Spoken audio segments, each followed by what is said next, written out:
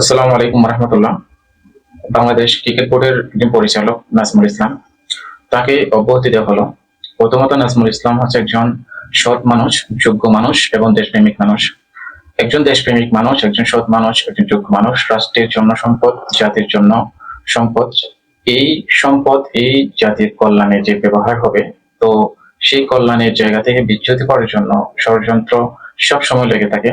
এইরকমই একটা ঘটনা ঘটেছে যে নাজমুল ইসলামকে ক্রিকেট বোর্ডের যে দায়িত্ব, যে ফাইন্যান্সিয়াল যে দায়িত্ব, সেই দায়িত্বের জায়গা থেকে তাকে অব্যাহতি দেওয়া হলো।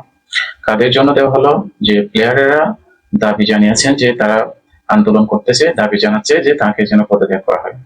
অথচ এই প্লেয়ার গুলোর কোনো অর্জন বাংলাদেশকে, বাংলাদেশের জনগণকে এখনো দিতে পারে নাই। তাদের অর্জনের পার্সেন্টেজ হচ্ছে 0%।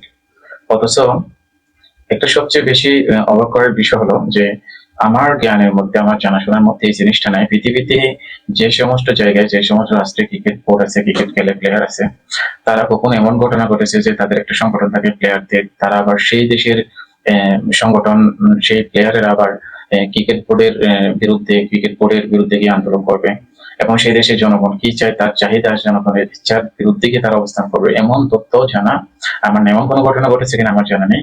আমার মনে হচ্ছে এটা সর্বপ্রথম বাংলাদেশে এমন ঘটনা। আমার মনে হচ্ছে এটা বাংলাদেশের সর্বপ্রথম এমন ঘটনা ইতিহাসে ঘটলো যে ক্রিকেটের প্লেয়ারের দেশ সংগঠন তারা সংগঠিতভাবে, পরিকল্পিতভাবে, ইচ্ছাকৃতভাবে যে আন্দোলন করতেছে বাংলাদেশ ক্রিকেট বোর্ডের যে সিদ্ধান্ত, সে সিদ্ধান্তের বাইরে গিয়ে এবং জনগণের যে ইচ্ছা, জনগণের যে আকাঙ্ক্ষা, জনগণের যে কথাবার্তা, সেই ইচ্ছা, কথাবার্তা এবং চাহিদার বিপরীতে গিয়ে তারা নিজেদের চাহিদা, নিজেদের ইচ্ছার প্রতিফলন ঘটাচ্ছে এবং এভাবে দাবি করতে। অথচ এই বিষয়ে জনগণের কোনো আগ্রহ নেই। জনগণ এটার বিষয়ে কোনো বিন্দুমাত্র মানে দ্বিমত করে না যে তারা এটা দাবি করতেছে। জনগণ বলেছে নাজমুল ভাইয়ের পক্ষে কথা বলতেছে, যিনি যে কথাগুলো, যে স্টেটমেন্ট গুলো প্লেয়ারদের বিষয়ে বলেছেন, তিনি তার দায়িত্বের জায়গা থেকে একদম রেসপন্সিবল জায়গায় থেকে তিনি একদম সঠিক কথা বলেছেন। এটা কোনো ভুল কথা নয়, এটা তার দায়িত্ব।